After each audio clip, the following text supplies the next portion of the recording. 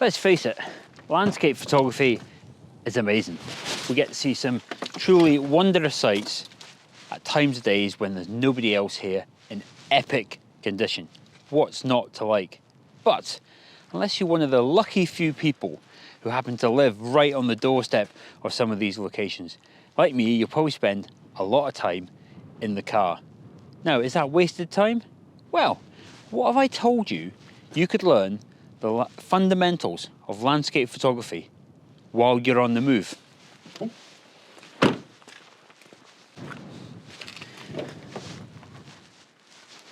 So how do you pass the time when you're driving to these landscape photography locations? Do you listen to the radio, catch up on your favourite podcast, or even immerse yourself in the audiobook? Or maybe you just like the noise of the open road.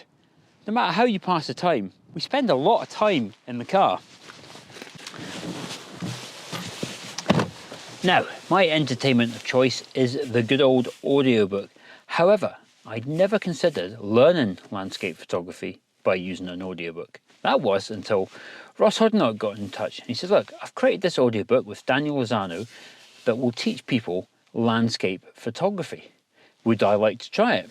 Well, I thought about it. I thought, how can you teach landscape photography via an audiobook? After all, photography is such a heavy visual medium. You know, without actually being able to see and only listen, could you really teach it?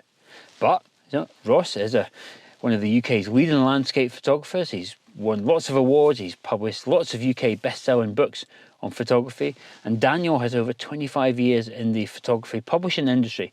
So, you know, these guys know what they're doing. So I thought, oh, what have I got to lose? Of course I'll give it a try.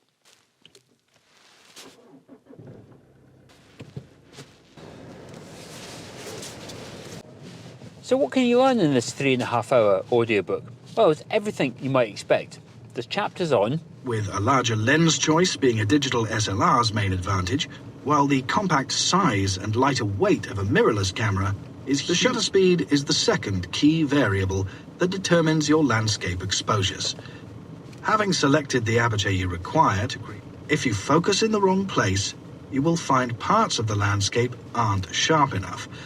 With wide-angle shots, in this digital age, casual photographers can be forgiven for thinking that the use of physical filters is a thing of the past. You can use almost anything as foreground interest, so long as it is appropriate and fits the overall scene.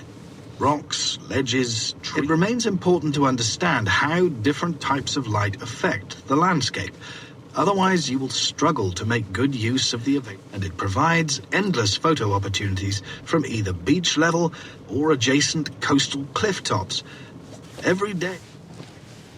And there's also assignments at the end of each chapter so you can put to test what you just learned. But is it any good? Well, the answer is yes. Apparently, you can learn landscape photography from an audiobook.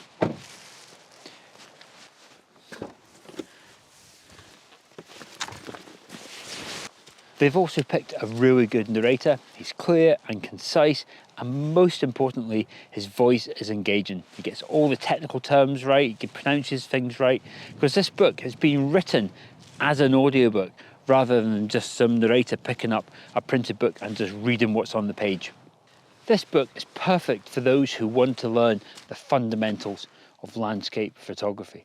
So perhaps you've just got a camera and you've got an interest in landscape photography, then this will be a perfect introduction. Or maybe you've even got a little bit more experience. This book could help you fill the gaps in your knowledge. But this book could also be quite useful for those with a little bit more experience, maybe those looking for a bit of a refresher on some skills, because you don't have to listen to this entire audiobook in sequence. You can pick out a chapter.